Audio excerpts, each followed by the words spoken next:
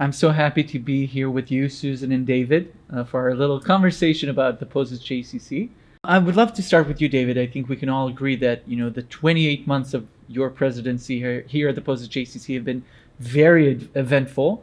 And before we reflect and look at this stretch of time, I would like to ask you about what do you think about the state of the J today when we're 7 months into COVID normal, as they say. It's been quite a ride. If I had to characterize the where we are at the moment, we're able to exhale. We're able to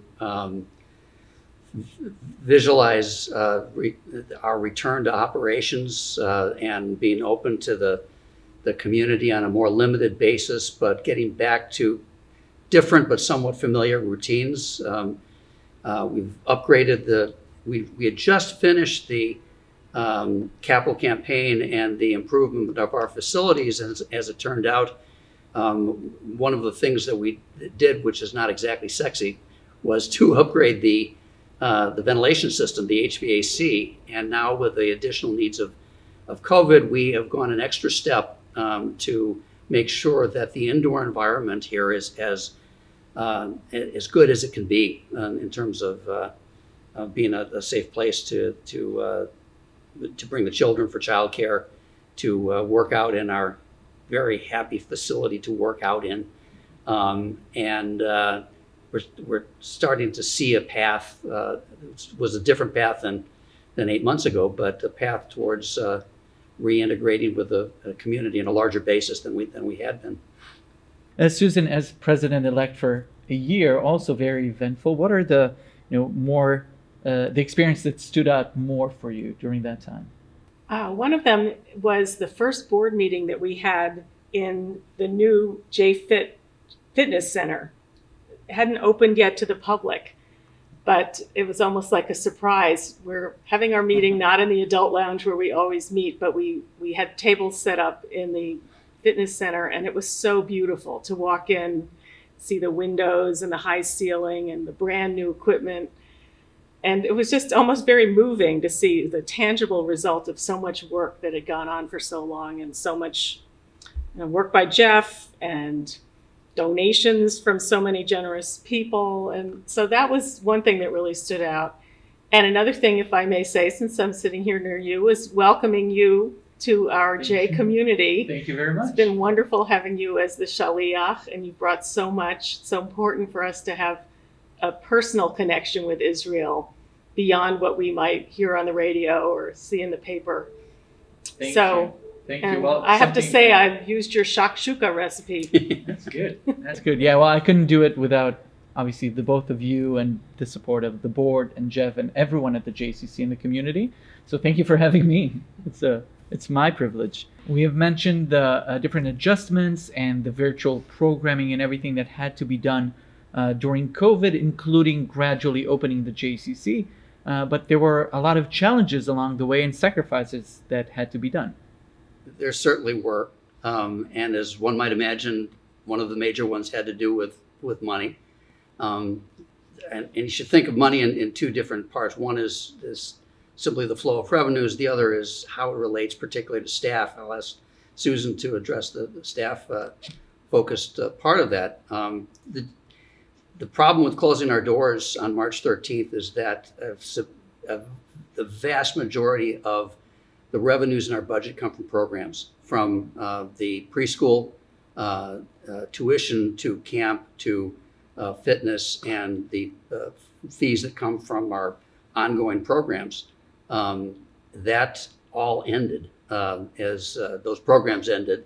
And the question is whether the cash flow was going to continue at all. As it turned out, many our members stood up in a substantial way. Some of them advanced their capital campaign contributions. Many continued their monthly memberships or their annual memberships. Some of the preschool parents continued tuition with a thought that it might convert to a contribution. These were all crucial, as well as the efforts of some of our funders, but Federation stepped in a major way with substantial, what was started as a loan that converted to a grant that has helped us through to maintain staff at a certain level. And we did take advantage of government loans in a way that's going to work out. Susan, you were close to the staff issues. Yeah, well, technically we're a small business in some ways, but we're also like a family. And the idea of having to furlough or lay off so many of our staff was really a difficult decision. And at the first board meeting where we talked about how we were going to move forward in a responsible way, we all agreed that whatever decisions we made would be based on our Jewish values. And with that in mind, we kept all the staff on as long as we could, even if they were not actually performing their old responsibilities.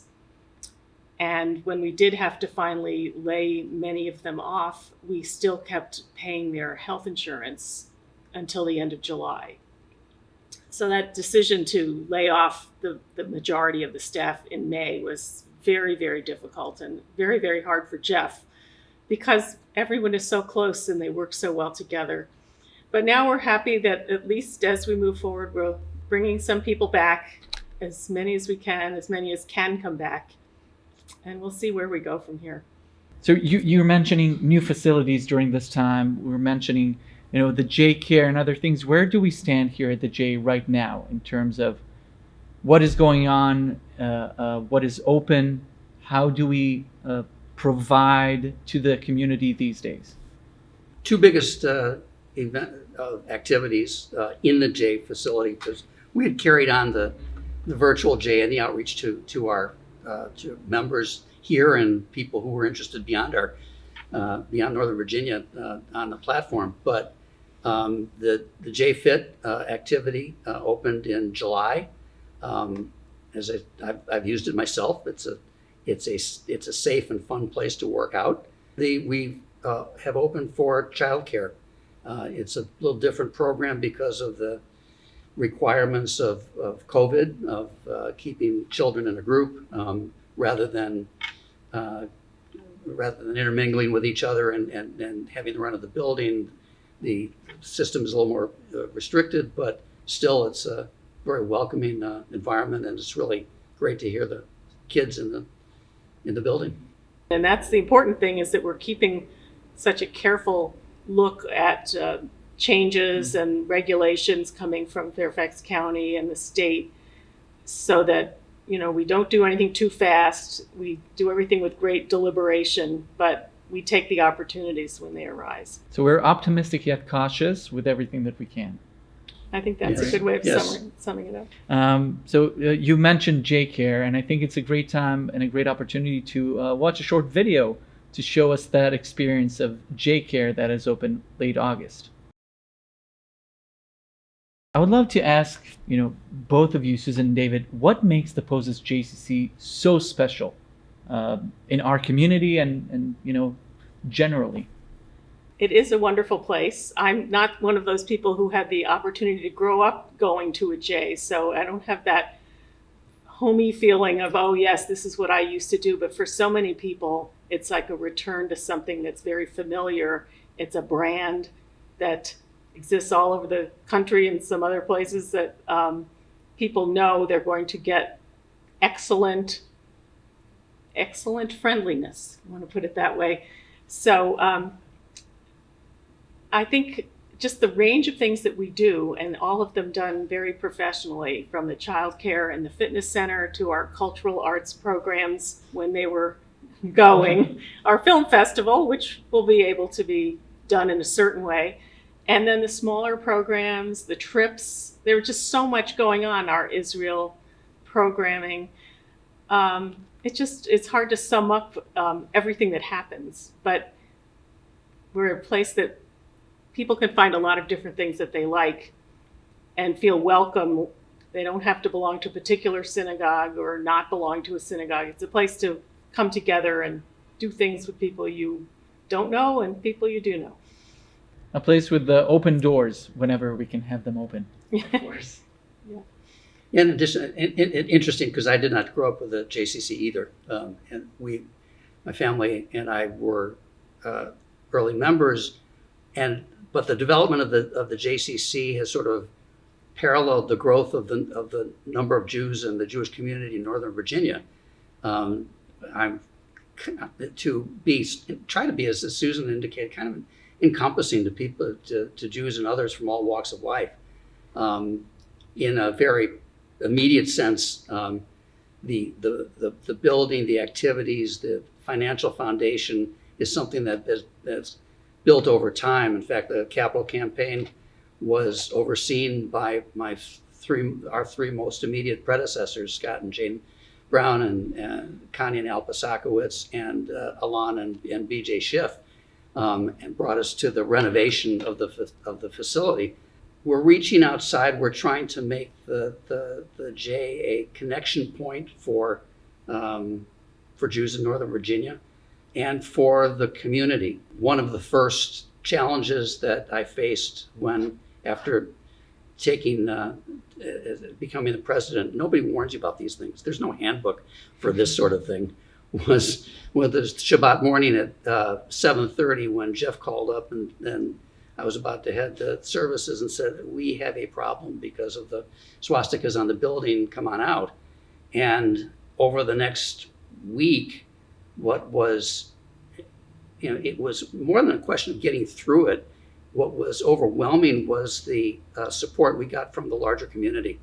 And we're very conscious of that. We do things in a Jewish way, but we do that as part of the community. And I think that's what's special about this organization.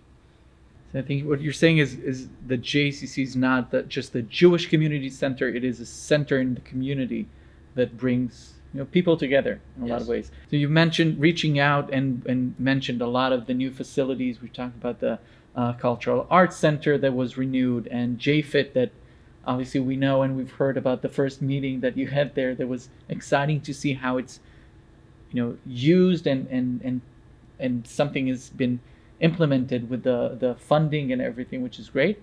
And we support the community in a lot of ways, including accessibility. I would love to share with everyone a video to share the new sensory room that was built in the JCC and dedicated not too long ago to support those children with special needs, to give them the opportunities to enjoy the facility as much as they can. Thank you for sharing, Susan and David, so much about your experiences. And we're moving forward into our activities and all we can do in the community. I would love to hear mostly from you, Susan, as president-elect. What are your hopes for the next year coming up? Of course, my first hope is that we can get rid of this virus in some way, get back to what we used to do that was so great. But I think my hopes are to continue exploring different ways to reach out to our existing members and also to people that haven't had a connection with us in the past. And the virtual option is a way of really reaching out to people.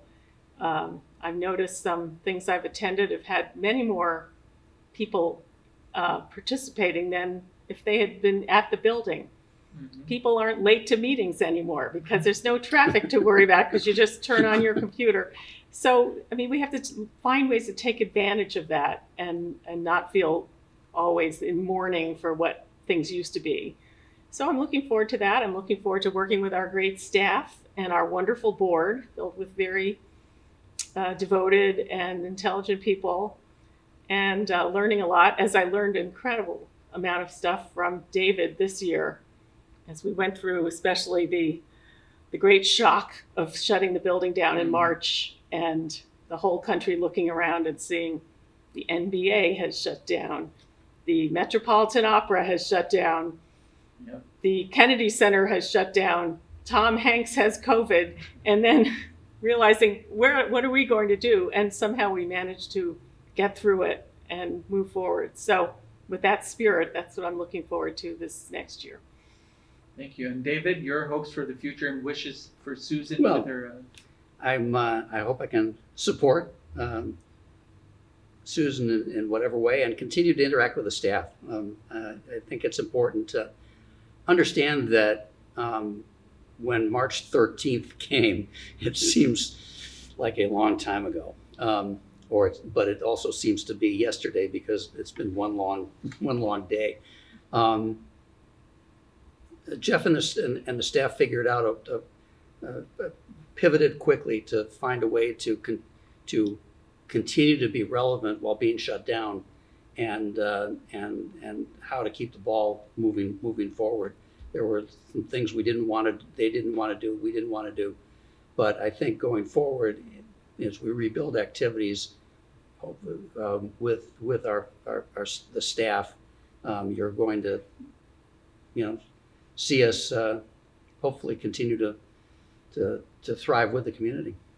And if I could just also add to that, a shout out to our members who've been incredibly understanding during this period of anxiety and change and have stuck with us. And just want to thank everybody for their patience and their understanding and encouragement. Absolutely. Thank you to our members, and obviously thank you both for a fierce, strong leadership during this time, and trying to march the Pozez JCC beyond what we have now. And I wish us all, that COVID disappears quickly and that we can, march together for a bigger and better in terms of engagement and the community. And thank you so much for sharing with me. Thank you. Thank you, Shai. It's great.